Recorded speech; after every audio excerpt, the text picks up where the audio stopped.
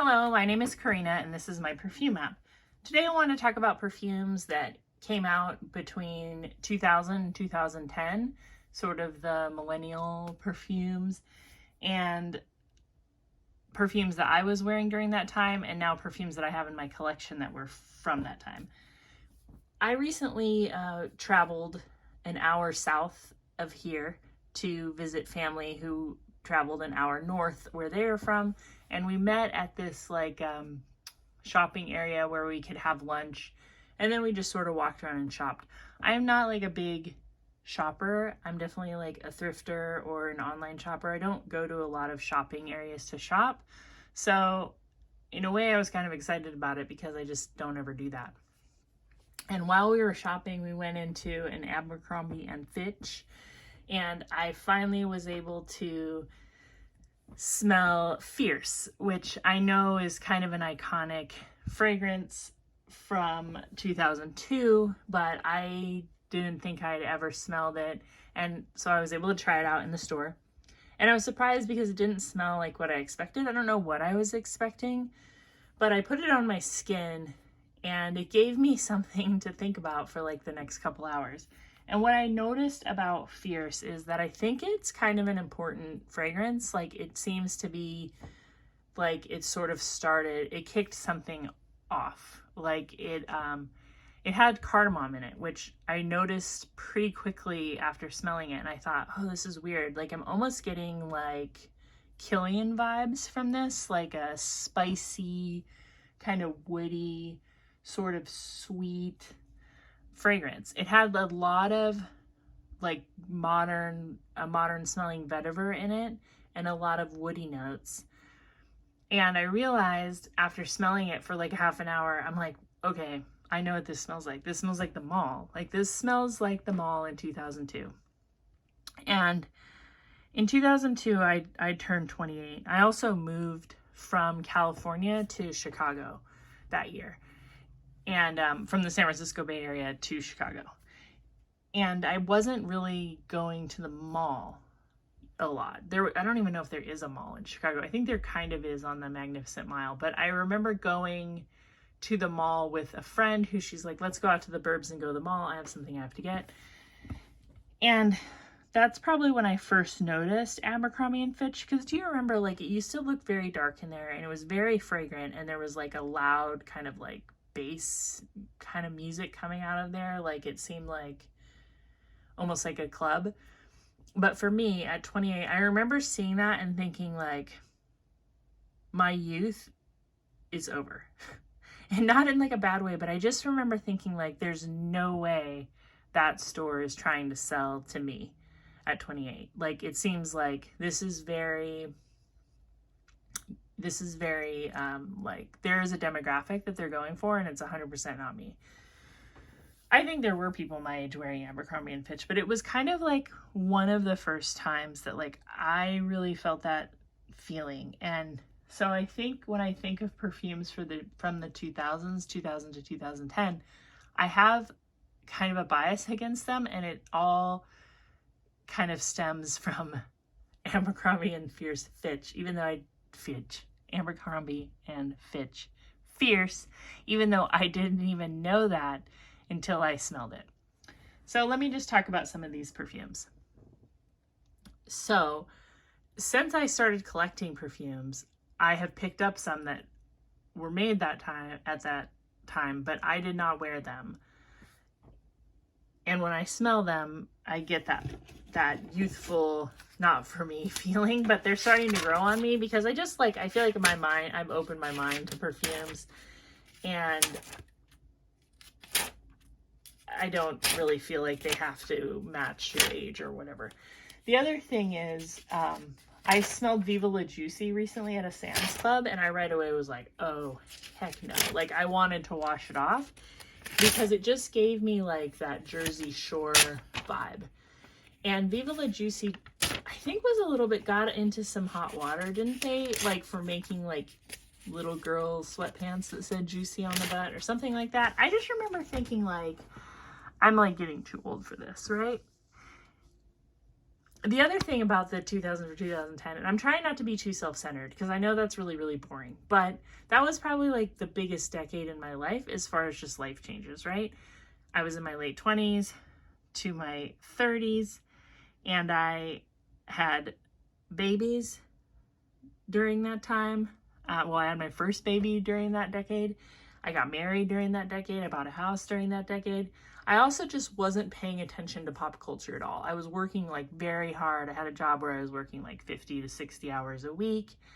And I still had fragrances in my life, but I was just wearing stuff I already had. I was wearing like my old tried and trues.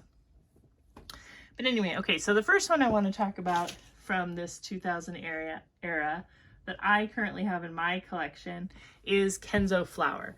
And this is pretty new to me. And I actually wore this yesterday.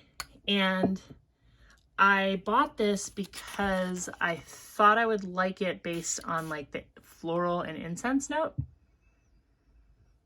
And I don't get a lot of incense from this, but I think that's because I buy a lot of fragrances that are like incense. Like I like incense, so this is very restrained, I think, when it comes to the incense note.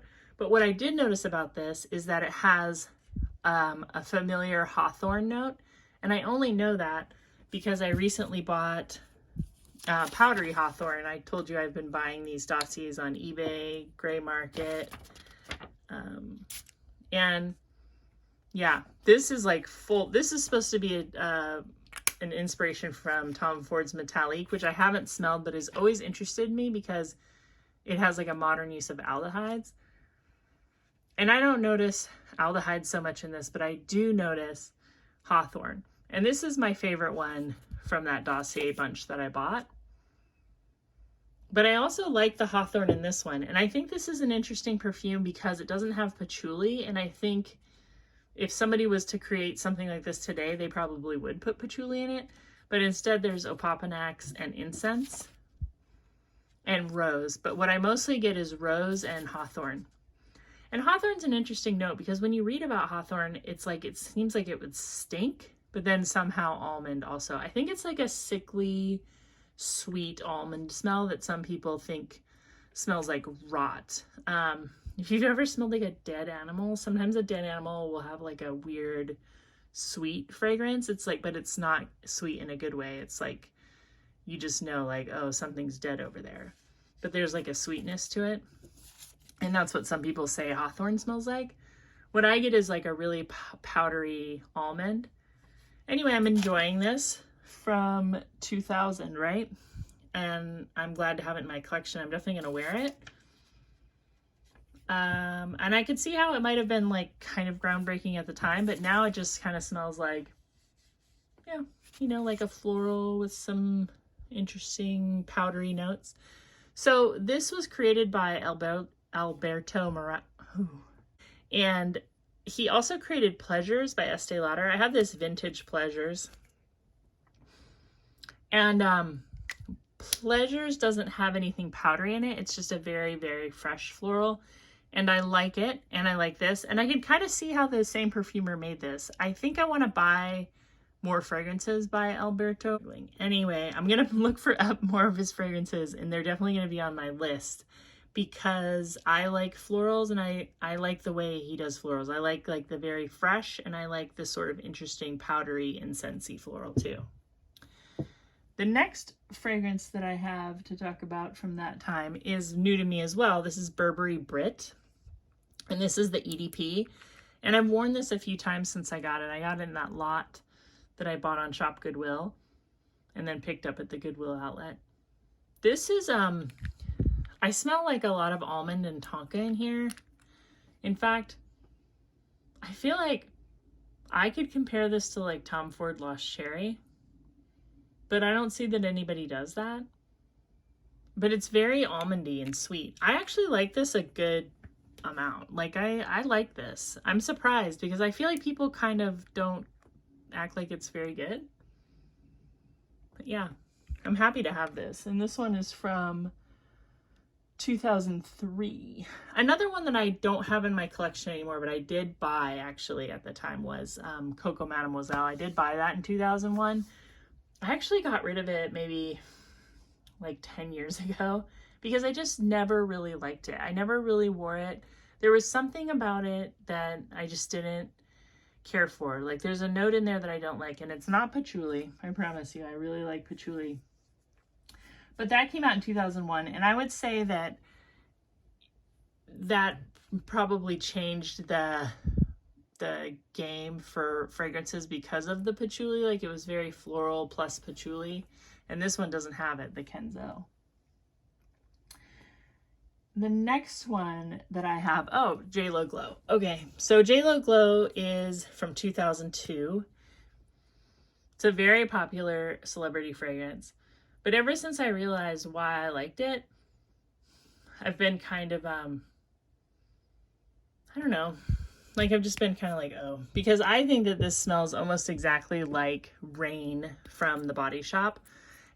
I don't mean to harp on this, I just can't help it, that there was the original Body Shop that started in Berkeley.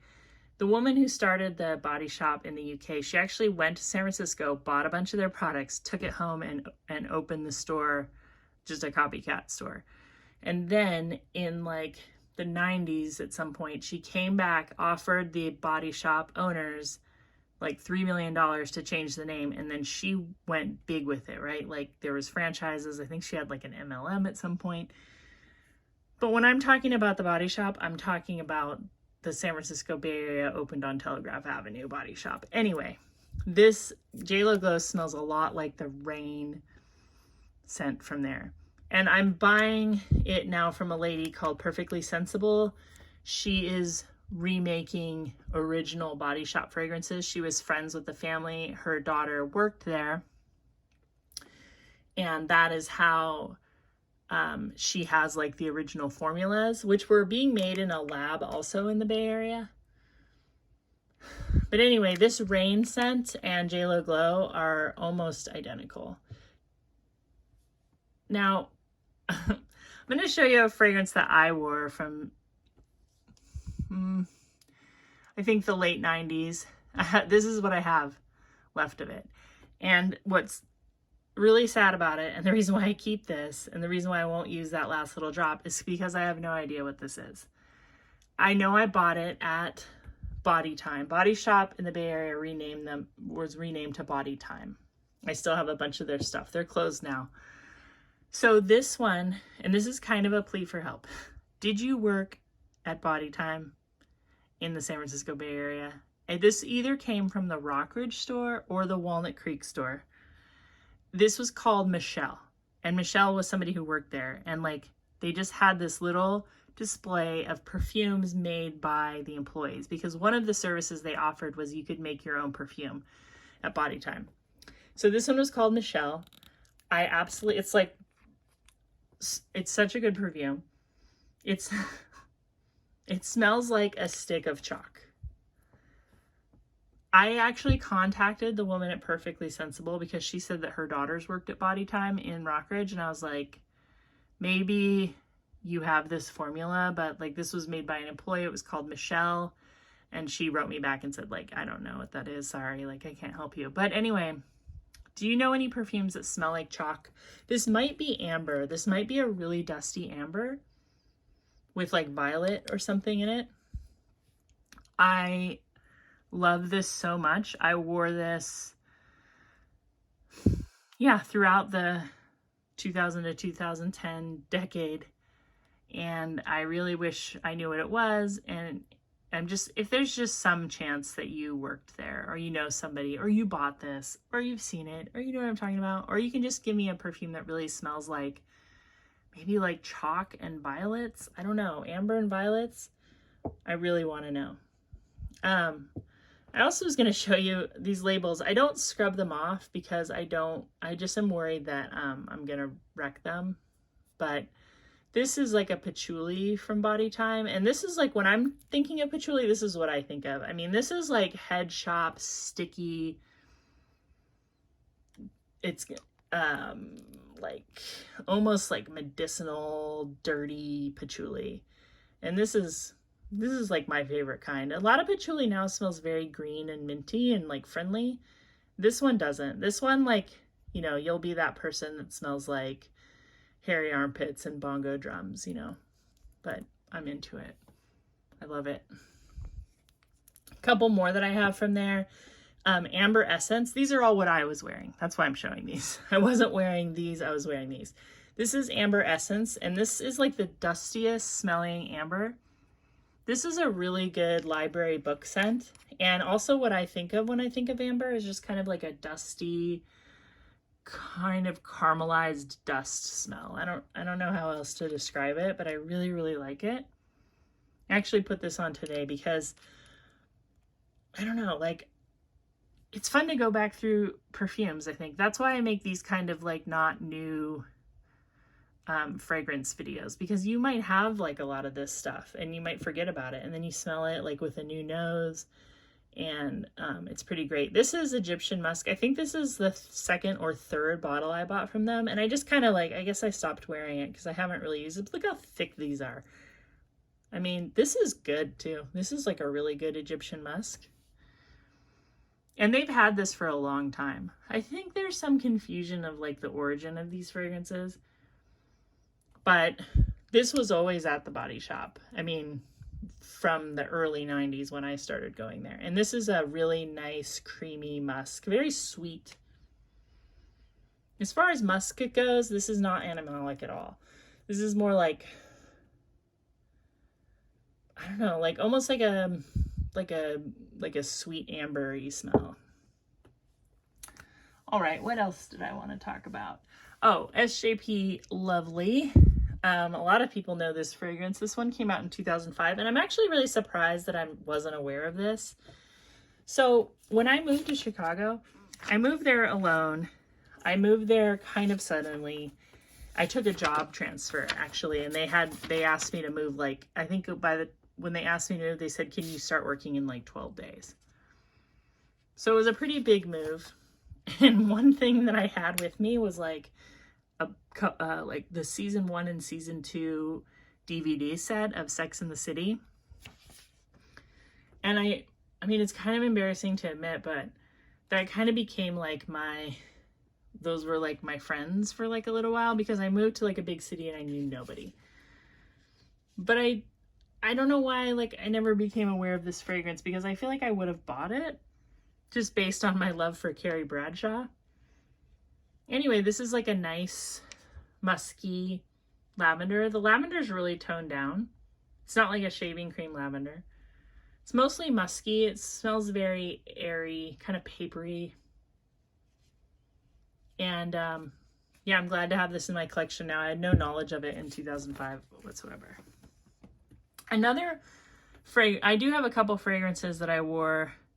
Like this one came out in 2004. I don't remember when I bought this, because I was trying to replace, I think the one that I wore was the Fresh Laundry one. It was in like a frosted blue glass, but like the timeline for me doesn't quite add up, because I couldn't have bought that as late as 2005.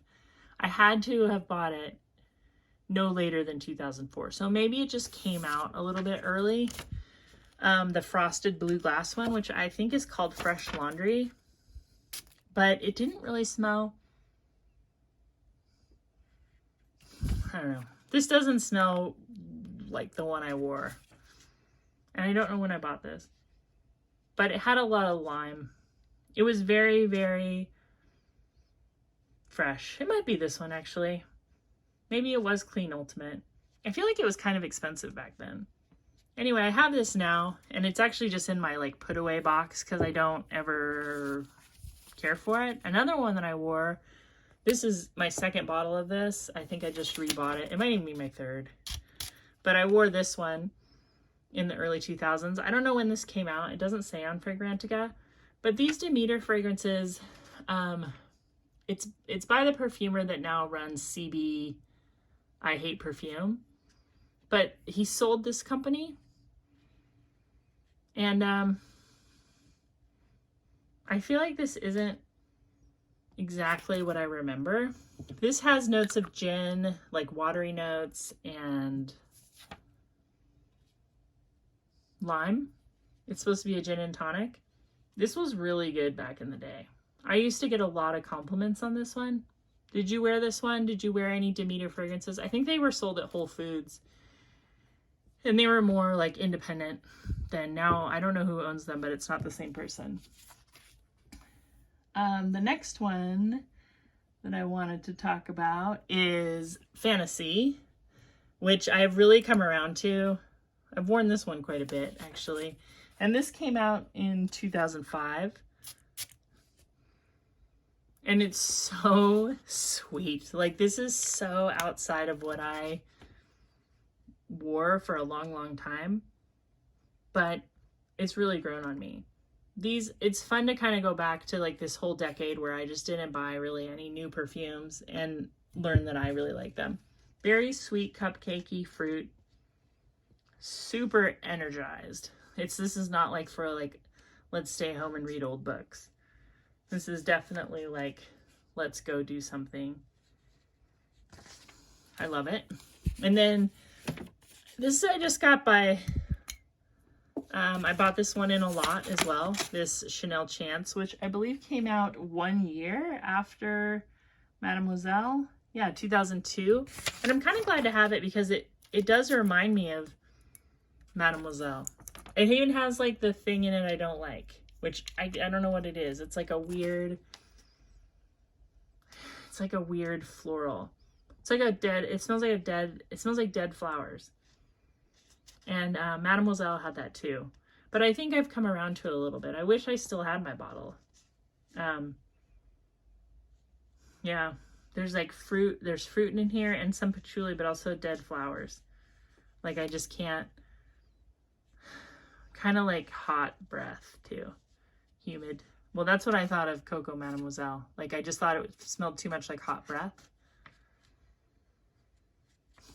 This has the hot breath less, but the dead flowers are still there. Anyway, 2002, now in my collection. Didn't wear it back then. And let's see. Did I talk about all of them? All the new ones? Yeah, I did. There's also, if you like the idea of these old Bodytime fragrances, but you can't get them, or there's companies that make just like these basic perfume oils. I have Frankincense and Sandalwood Supreme. I think the company that I bought these from on eBay was called Halal Every Day. But I mean, just look up like a seller that has a good rating that's selling these oils. This frankincense one is really good. Yeah, it's a kind of a sweet, creamy frankincense. And then this one, Sandalwood Supreme, is definitely an old school sandalwood, like a creamy woody scent. There's none of that like dill pickle or like sawdust scent that I get from a lot of fragrances today. Anyway, I think that's about all I wanted to say. I feel like this was probably a little bit wacky, but I hope you're having a great day. Thank you for commenting and thank you for watching my videos. Yeah, I have lots of other ideas for videos. I love going through my collection. I love buying inexpensive fragrances or getting a really good deal. That's kind of what I'm all about. And I hope to talk to you soon. Bye-bye.